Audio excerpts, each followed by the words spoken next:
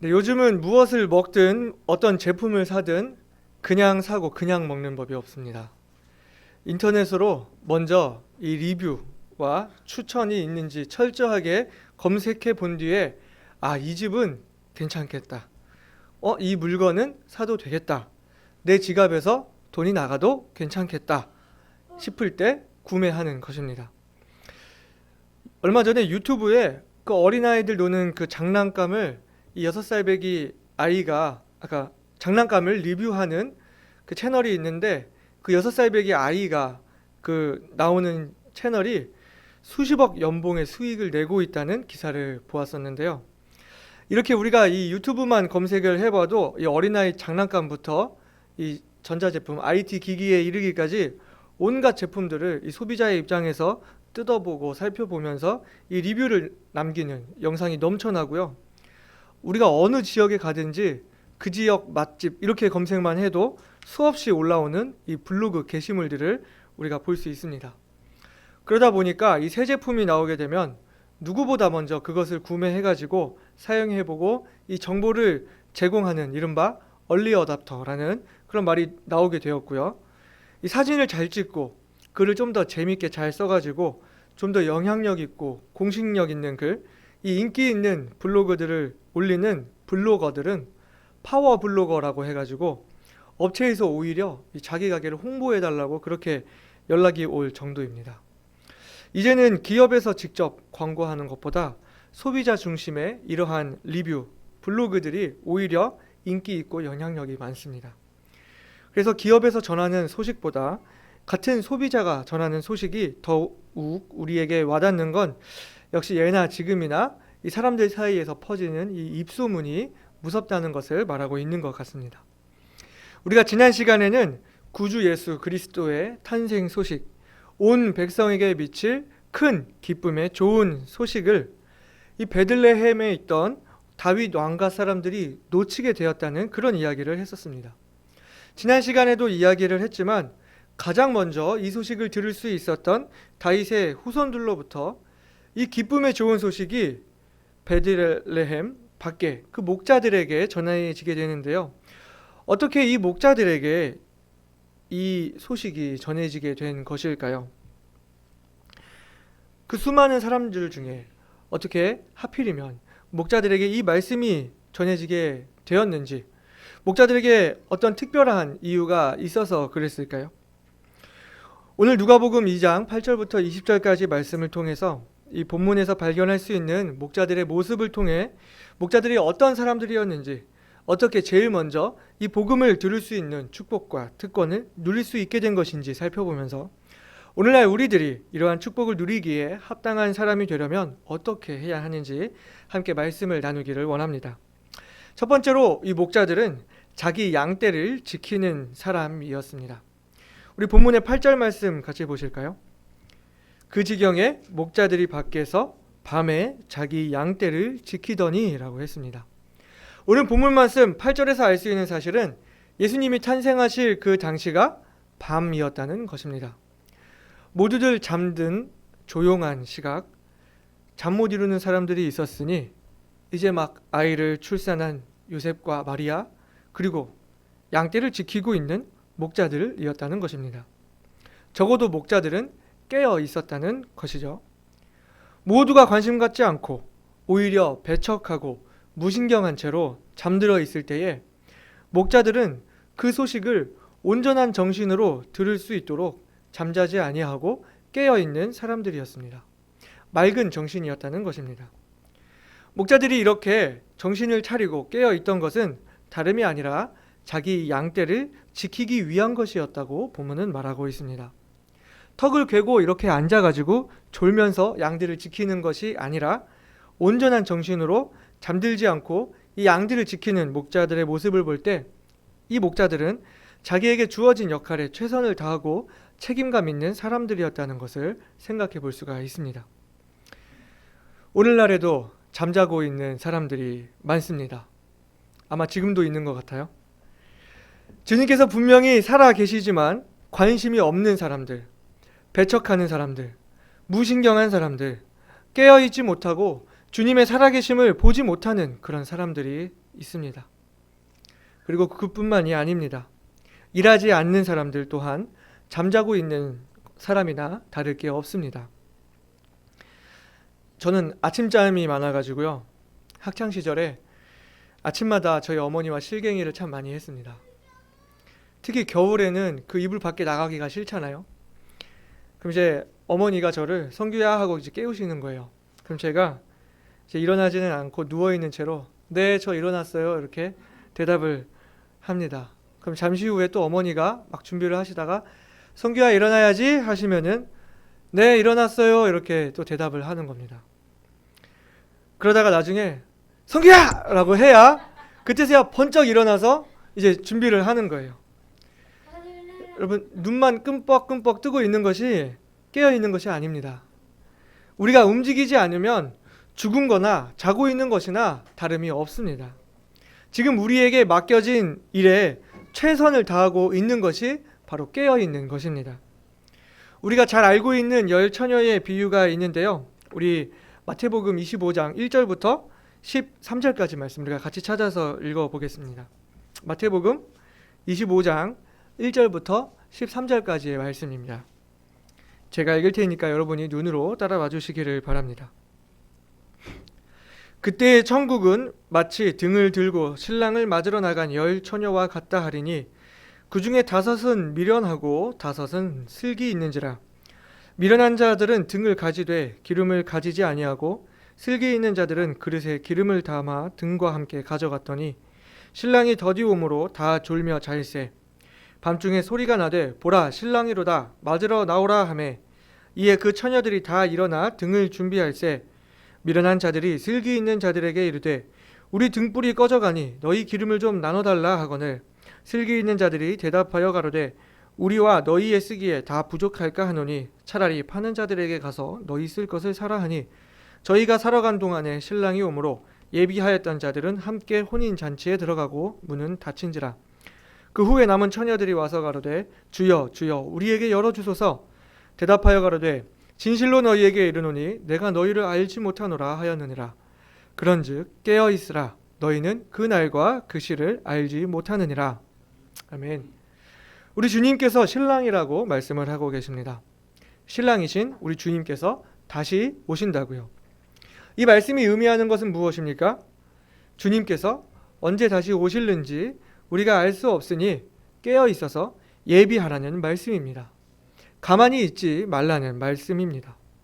신랑이 오셨을 때 기름을 준비하지 못해서 그 잔치에 함께하지 못하는 그 5 처녀와 같이 되는 것이 아니라 지혜롭게 준비하고 깨어 있어서 주님을 기쁨으로 맞이할 수 있는 저와 여러분이 되시기를 바랍니다. 오늘 본문의 목자들도 깨어 있었다고 하고 있습니다. 깨어 있다는 그 말은 단순히 잠을 안 자고 있는 상태가 아니라 깨어서 자기 양떼를 돌아보고 있었다는 것입니다. 바로 일하고 있었다는 것이죠. 우리가 영적으로 민감해지는 것, 우리가 일할 때 민감해질 수 있는 것입니다. 기도해본 사람이 기도 응답을 알 수 있고요. 전도해본 사람이 복음의 확실함을 알 수 있고요. 다른 사람을 가르쳐본 사람이 한 사람을 세우는 것이 얼마나 중요한지 실감을 할 수 있습니다. 우리가 가만히 있지 않고 일하고 움직일 때에 하나님께서 우리에게 주시는 메시지들을 캐치해낼 수 있다는 것입니다. 사랑하는 성도 여러분, 여러분은 지금 깨어 있으십니까? 깨어서 일하고 계십니까? 오늘 말씀의 목자들과 같이 깨어 있어서 언제든지 주님께서 말씀하시고자 할 때 그 말씀을 들을 수 있는 저와 여러분이 되시기를 바랍니다. 우리에게 주어진 일에 최선을 다하는 여러분이 우리가 되기를 바랍니다. 두 번째로 이 목자들은 말씀에 즉각 반응하는 사람이었습니다. 오늘 본문 9절부터 15절까지의 말씀 같이 보시겠습니다. 오늘 본문 9절부터 15절까지입니다. 주의 사자가 곁에 서고 주의 영광이 저희를 두루 비추매 크게 무서워하는지라. 천사가 이르되 무서워 말라. 보라 내가 온 백성에게 비칠 큰 기쁨의 좋은 소식을 너희에게 전하노라. 오늘날 다윗의 동네에 너희를 위하여 구주가 나셨으니 곧 그리스도 주시니라. 너희가 가서 강보에 쌓여 구유에 누인 아기를 보리니 이것이 너희에게 표적이니라 하더니 호련히 허다한 천군이 그 천사와 함께 있어 하나님을 찬송하여 가로되 지극히 높은 곳에서는 하나님께 영광이요 땅에서는 기뻐하심을 입은 사람들 중에 평화로다 하니라. 천사들이 떠나 하늘로 올라가니 목자가 서로 말하되 이제 베들레헴까지 가서 주께서 우리에게 알리신 바 이 이루어진 일을 보자 하고. 목자들은 엄청난 소식을 듣습니다.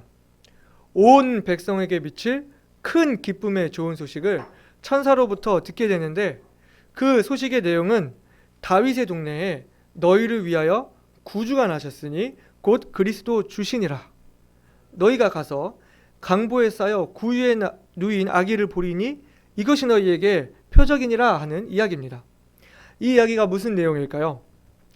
잠시 이 천사들이 전한 소식이 무슨 내용인지 우리가 조금 자세하게 살펴보게 되면, 강보에 쌓여서 구유에 누인 그 아기 예수님을 가리켜서 말하기를 구주가 나셨는데 그리스도 주다 말하고 있는 것입니다. 구주, 그리스도 주라는 것입니다.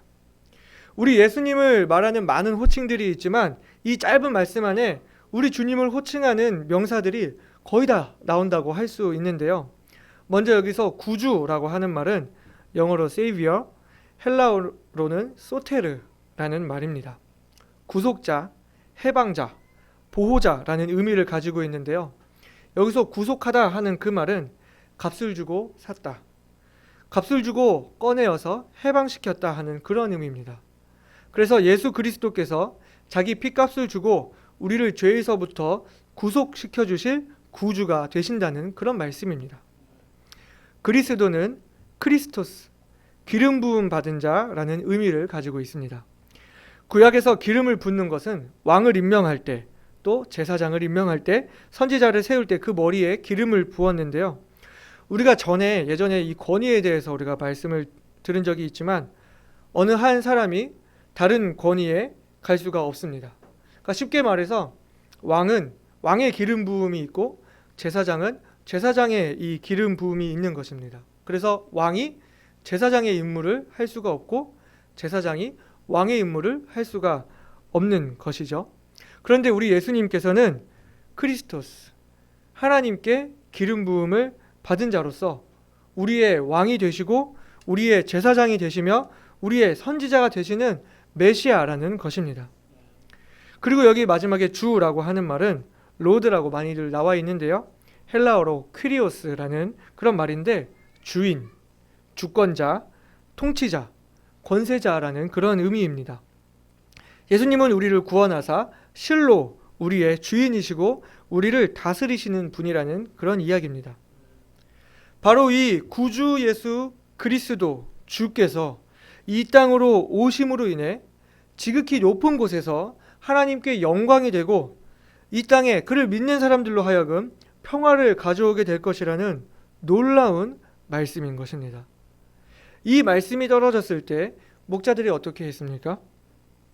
이제 베들레헴까지 가서 우리에게 알리신 바 이 이루어진 일을 보자 하고 빨리 가서 16절에 보시게 되면 빨리 가서 마리아와 요셉 그 아기를 찾아갔다고 말하고 있습니다. 이를 통해 알 수 있는 사실은 목자들은 주어진 말씀에 바로 반응하는 사람들이었다는 것입니다. 이 이루어진 일을 보자라고 했을 때에 이미 그 일이 이루어진 것을 믿는 믿음의 행동이었으며 천사들을 통해 주어진 그 하나님의 말씀에 대한 합당한 반응이었다는 것입니다.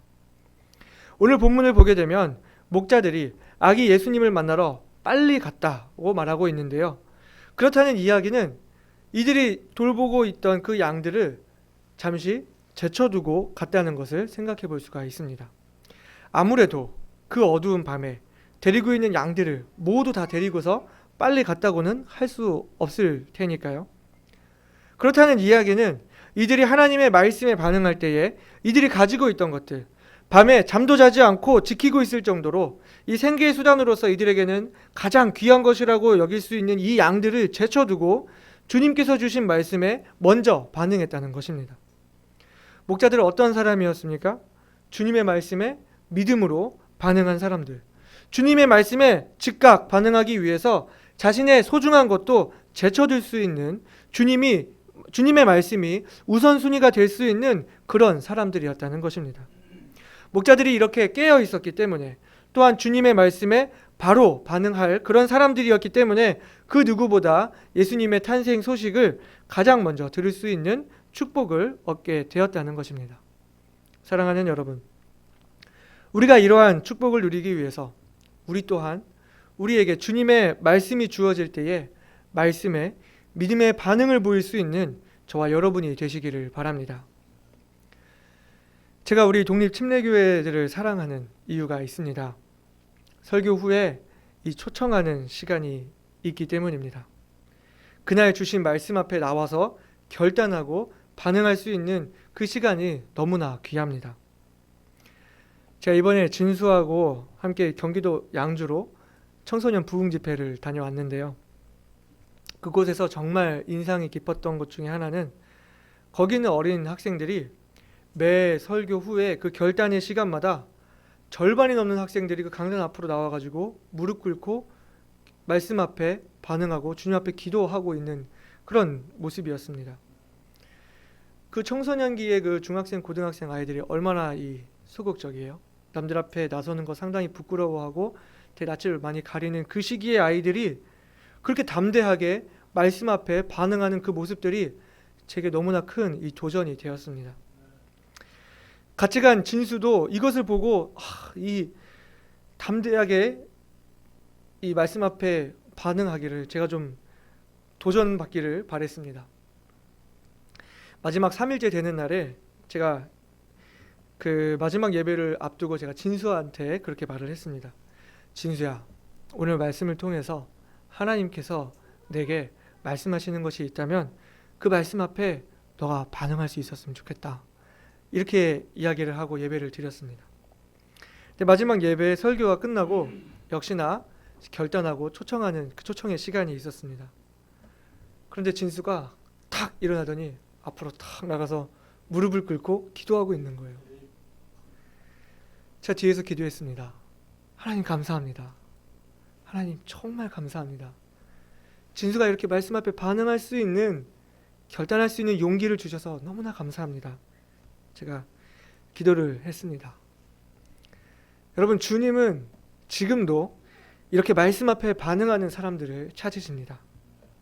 사랑하는 여러분, 주님의 말씀 앞에 순수하게 믿음으로 반응하는 우리가 되기를 소원합니다. 우리 가운데에 주님의 말씀 앞에 반응하지 못하게 만드는 어떤 것이 있지는 않습니까? 우리가 순수하게 주님 말씀에 따르려고 할 때 우리의 그 발목을 잡는 양무리가 있지는 않습니까? 오늘 이 시간 주어지는 주님의 음성에 순수하게 반응할 수 있는 저와 여러분이 되시기를 바랍니다. 네, 맞습니다. 네, 주님의 말씀입니다. 주님 뜻대로 되기 원합니다. 주님께서 이루실 것들을 바라며 제가 그 길을 가겠습니다. 저를 인도하여 주시옵소서. 이렇게 결단하고 주님 앞에 자신을 드릴 수 있는 저와 여러분이 되시기를 바랍니다. 우리가 주님 앞에서 보인 그 결단과 우리의 소원들, 주님 앞에서 기도했던 우리의 서원들을 주님께서 기억하시고 그것을 이루시도록 주님께서 이끌어 주실 것입니다. 세 번째로요, 목자들은 듣고 본 것을 전하는 사람들이었습니다. 오늘 본문의 16절부터 19절까지 보게 되면, 빨리 가서 마리아와 요셉과 구유에 누인 아기를 찾아서 보고 천사가 자기들에게 이 아기에 대하여 말한 것을 고하니, 듣는 자가 다 목자의 말하는 일을 기이히 여기되 마리아는 이 모든 말을 마음에 지키어 생각하니라 그랬습니다. 강보에 쌓여서 구유에 놓이신 이 아기가 우리를 구원해 주실 구주 예수 그리스도 주이시라는 사실을 전해줘야 될 누군가가 필요했습니다. 그리고 그 일을 바로 목자들이 한 것입니다. 목자들이 마리아와 요셉을 찾아가서 이 말씀을 전해주었을 때 그동안 이 10달 동안 마음고생하던 요셉과 마리아에게 얼마나 큰 위로가 되었을까요?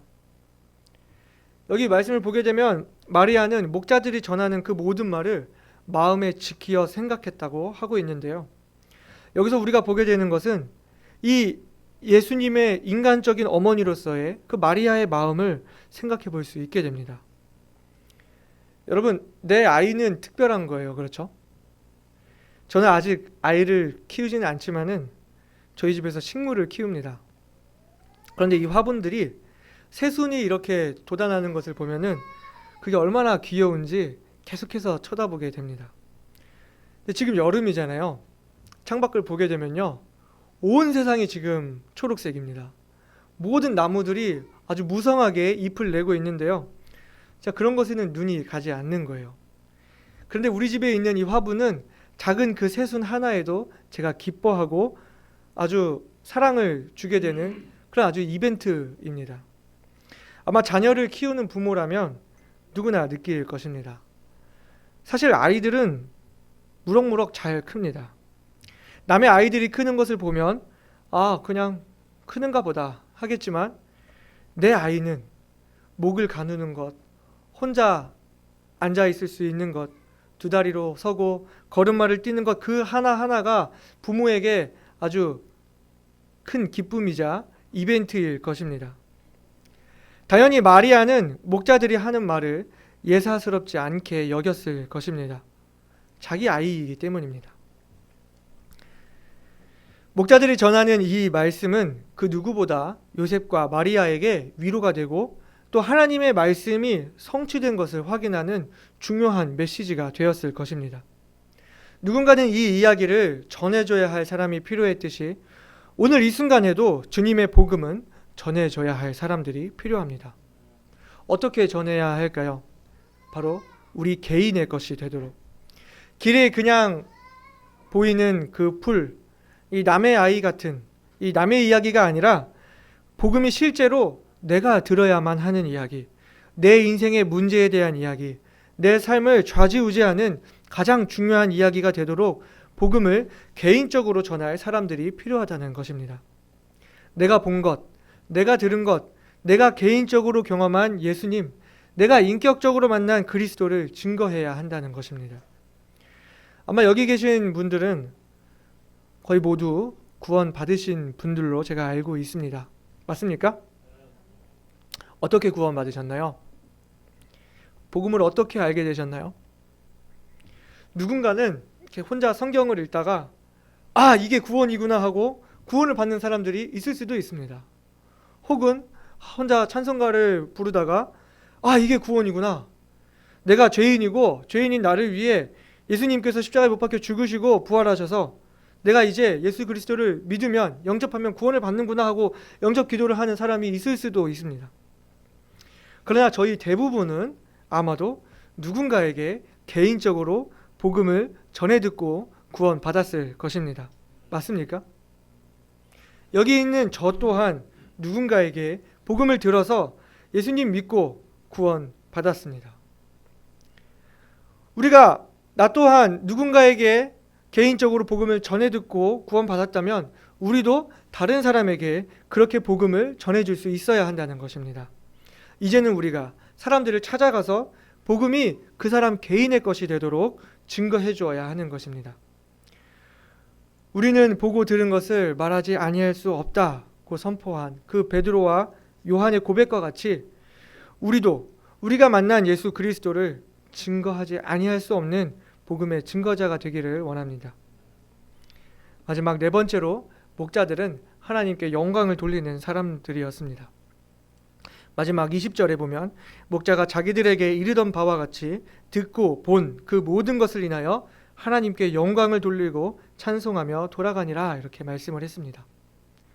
목자들은 자신들이 듣고 본 그 모든 것을 인하여 하나님께 영광을 돌렸다, 찬송하며 돌아갔다 말씀을 하고 있습니다. 목자들이 예수님을 만나고 다시 자기 양들을 두었던 곳으로 돌아가면서 그냥 터벅터벅 걸어갔을까요? 아마 가는 길에 만나는 사람마다 우리 주님이 나신 것을 내가 보았다고 증거하면서 하나님을 찬양하면서 하나님께 영광을 돌리면서 갔을 것입니다. 그 밤에 양들까지 제쳐두고 베들레헴으로 와서는 우리 주님을 보고 자신들이 들은 것을 다 전해주고 돌아가는 것입니다. 목적이 너무나 심플합니다. 다른 목적은 보이지가 않습니다. 이보시오, 내가 이 늦은 시간에 내가 돌보고 있는 양까지 제쳐두고 왔으니 내가 이 좋은 소식을 전해줄 테니까 저에게 어떤 보상을 해주시오, 이렇게 말하지 않습니다. 예수 그리스도를 보러 갔고 만났으니 된 것입니다. 그리고 오히려 예수님을 본 이후로 돌아가면서 이제는 듣고 본 그 모든 것을 인하여 하나님께 영광을 돌리는 것입니다. 목자들의 이 고생과 희생이 있었지만 그런 것은 드러내지 않습니다. 오직 그리스도이신 구주 예수님만을 드러내며 이들은 사라지는 것입니다. 우리는 많은 경우에 하나님께 영광을 돌린다고 하면서 자기 영광을 구하는 사람들, 자기의 수고를 드러내고 자기의 희생을 드러내고 자기의 고생을 인정받기를 원하는 사람들을 볼 수가 있습니다. 그러나 우리가 기억해야 할 것은 하나님이 원하시는 사람은 오늘 말씀에서와 같이 자기를 드러내지 않는 사람들, 오직 하나님께만 영광 돌리는 사람들을 원하신다는 것입니다. 우리가 살아가는 모든 목적이 이렇게 심플했으면 좋겠습니다. 나의 삶을 통해서 우리 주님이 영광 받으실 수 있다면 그것으로 만족할 수 있었으면 좋겠습니다. 오늘 누가복음 2장 8절부터 20절 말씀을 통해서 예수님의 탄생 소식을 가장 먼저 들었던 이 목자들은 어떤 사람들이었는지 함께 생각하면서 몇 가지 교훈들을 나누어 보았습니다. 목자는 이 신분상 천한 계급에 속하는 사람들이었습니다. 그리고 오늘 말씀에 그들이 어디 출신이었는지도 나오지가 않습니다. 그저 베들레헴 밖에 있는 목자들이었다는 것만 우리가 알고 있습니다. 이를 통해 알 수 있는 것은 주님은 사람의 신분을 보지 않으시고 출신을 보지 않으신다는 것입니다. 이 목자들에게 인간적으로 내세울 만한 어떤 조건이 있었습니까? 그 어느 것 하나 보잘것 없이 보이는 이 사람들이 이 귀한 일에 쓰였다는 것이 우리에게 위로가 됩니다. 주님의 말씀을 개인적으로 들었고 개인적으로 반응하여 주님을 경험하였고 개인적으로 증거했습니다. 여러분, 하나님은 어떤 사람을 쓰시는 것입니까? 하나님 말씀을 들을 준비가 되어 있는지, 그 말씀에 반응할 수 있는 사람인지, 그 말씀을 증거하고 하나님께 영광을 돌릴 사람인지, 하나님께 대한 우리 그 마음의 중심을 보신다는 것입니다. 제가 서두에 이 블로거에 대한 관한 이야기들을 했습니다. 오늘날 주님께서 우리에게 주신 복음이 있습니다. 우리가 복음을 가지고 있다는 것은 이제 우리가 깨어서 일해야 할 사명이 주어졌다는 것입니다. 주님 말씀에 즉각 반응해야 할 이유가 있는 것입니다. 우리가 들은 복음, 우리가 경험한 복음, 내가 만난 하나님을 증거해야 할 사명이 우리에게 있습니다. 내가 보고 들은 것을 그대로 전할 수 있는 복음의 리뷰어가 되어야 합니다. 다른 사람들에게 나도 예수를 믿어야겠다. 나도 복음으로 살아야겠다. 온 세상의 주인이신 주님이 아니라 나의 주님으로 모셔야겠다.